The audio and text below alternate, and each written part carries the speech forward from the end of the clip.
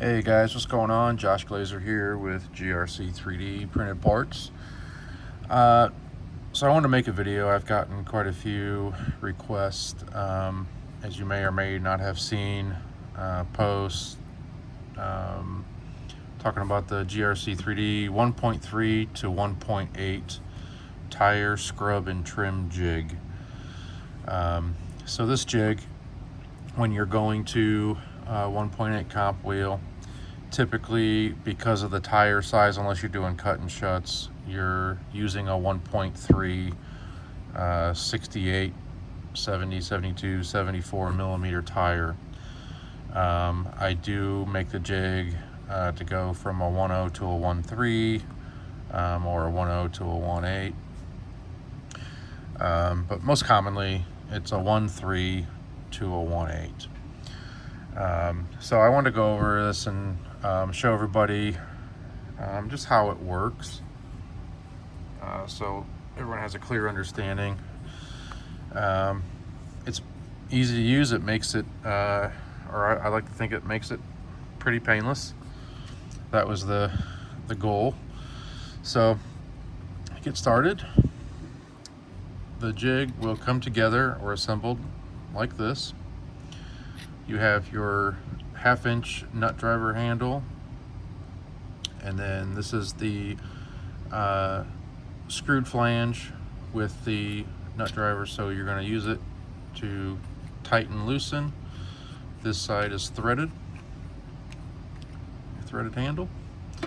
Okay, and then this is your other flange, and then the inner ring or barrel. So this would simulate the barrel for the wheel.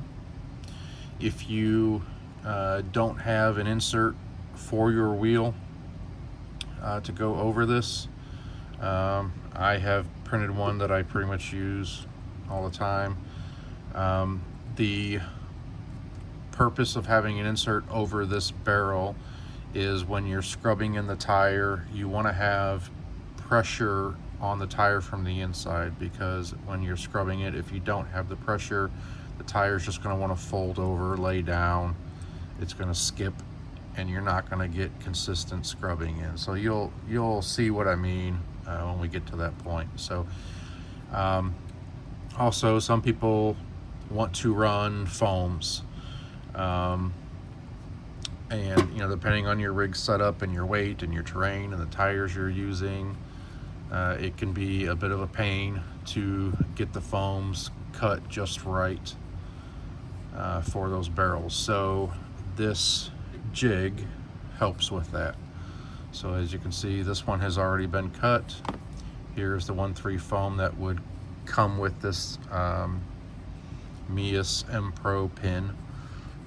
Okay, so to cut out that center, it's going to work very similar to trimming the tire, but we're going to do it without the use of this inner ring. So we will take this and it'll fit right over that flange. Take the back part, insert it, and then screw it together.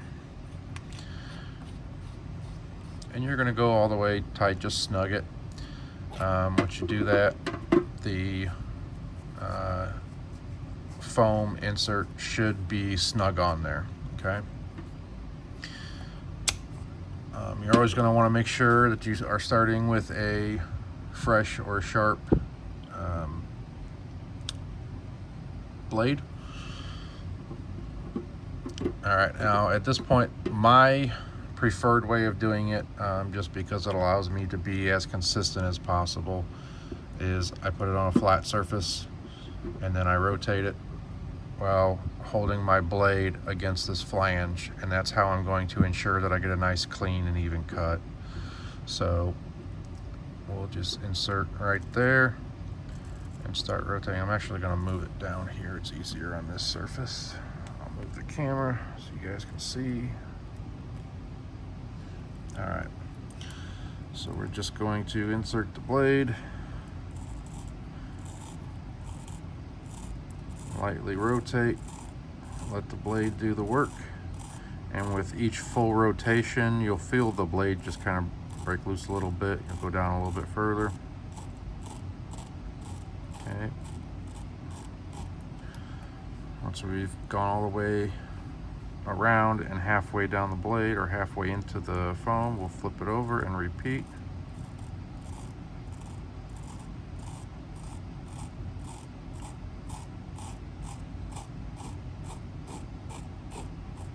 And you'll feel it reach the flange on the other side and break all the way through. So at this point, we can pull our foam off, and it's perfectly cut.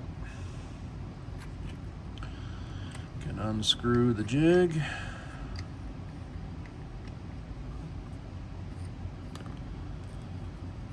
And there's essentially what your bead would be that you're taking off the tire. Okay. You see, I've done it a few times here. All right, next step, if you are just wanting to trim the tire and not scrub it in. So you would take your fresh brand new tire with no insert, insert the trim ring.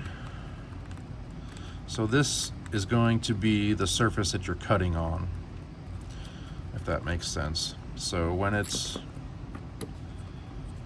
assembled here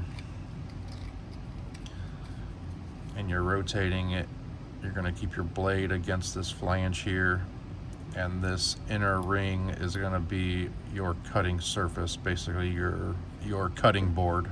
Okay. So we will insert the barrel.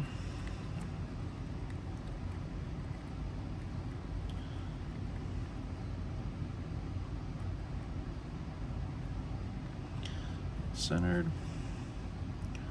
Come on this side, just like you would assemble a wheel. Make sure you're not pinching the bead inside of there. Feel it kind of pop around. Make sure that you're nice and even the whole way around here.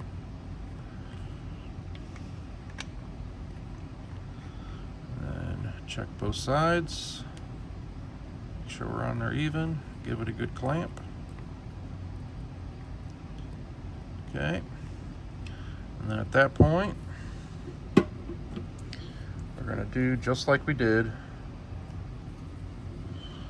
the tire foam. Okay, you're going to hold your blade up against this flange edge and rotate it. Okay.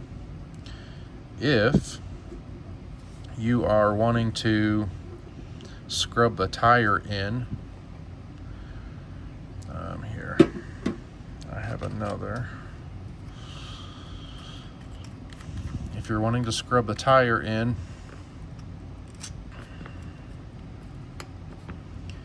we will want something, like I said, on the inside of the tire to keep pressure outward.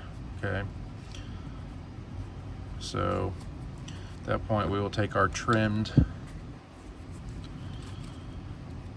foam or printed insert, whichever you have. We'll use a foam here because maybe not everybody will have a printed insert. FYI, if you buy the wheels I print and sell, they all come with inserts. Okay. So as you can see, this tire has already, the outer lugs have already been trimmed. Okay. And I do that using straight cuts. Okay. We will insert the inner ring.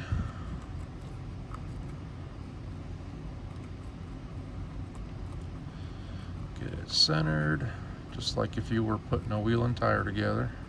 No different. Okay. At this point, I'm going to insert that jig and there, make sure we're not pinching.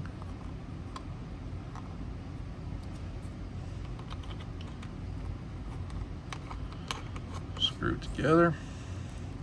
Okay, so now you see this one has pressure from the inside. It's not like this where it's super squishy. It's important to note that I do not vent my tires yet. I wait until they're ready to be mounted on the wheel, and the reason is, I mean, most of your wheels, your 1/8 wheels are vented, but if you do vent your tires, depending on your insert, because that insert does cover those vent holes, the reason for that is you want it to have pressure, you want it to hold air while it's clamped up. Once you make that initial cut, obviously all that air is going to escape out, but it will keep it from dragging on the first initial start of your cut.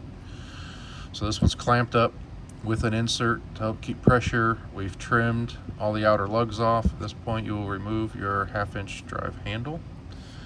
You can use your drill with a 1/2-inch drive bit on it. Push it on there, and you're going to start your drill and hold your sandpaper. Okay. If you go too fast or too much pressure, it's going to drag, it's going to gum up on you. So just go nice and slow, light pressure. Okay, and then that is going to scrub in your tire. And then same thing. You see where having that insert in there makes all the difference. I don't have it perfectly centered, obviously you can see how it's jumping around, but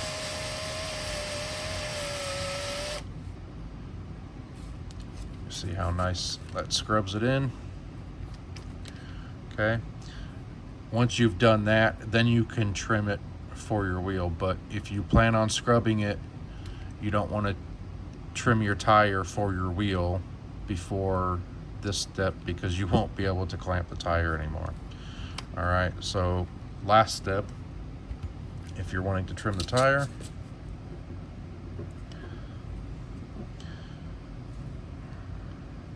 going to hold our blade right here.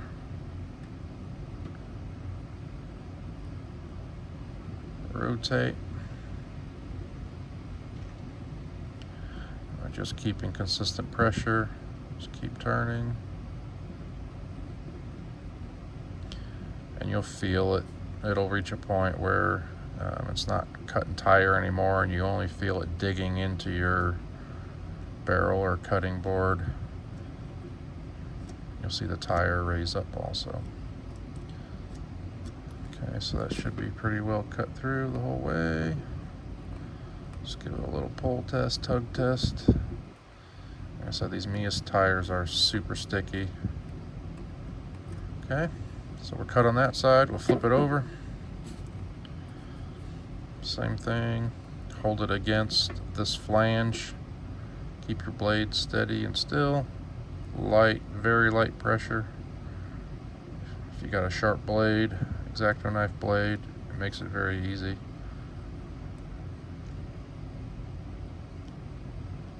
And just keep rotating until you feel it break through.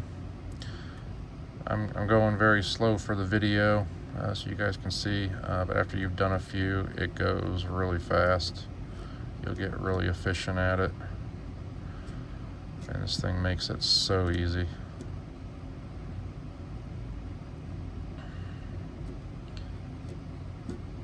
Okay. Give it a tug test. And we are free the whole way around. So now you can pull your tire off. And you've got a perfect cut. Okay, like I said, you don't want to do this step before scrubbing the tire, because once you cut out that inner bead, you won't be able to do the scrub step using the jig. All right, I hope that helps everybody. So this is one of my barrels and insert. These are directional. You want them slanted towards the back, so rotation would be like that. I offer them in multiple different compounds for different levels of stiffness or firmness. So you can run stiffer in rear, softer in the front, and then you can also cut or trim these to tune them in.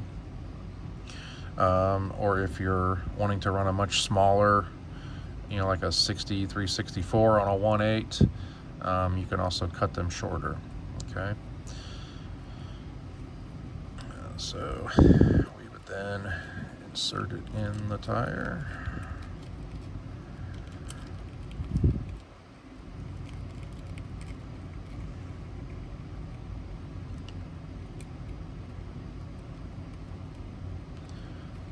And there we go, all ready to mount.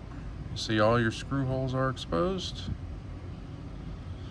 We're getting maximum bite on that flange without worrying about having to bite or grab with the screws. All right, hope that helps everybody. If you have any more questions, I'm always available as much as I can be, and always here and happy to help. Thank you so much for all your support. Don't forget to like and subscribe. Appreciate you.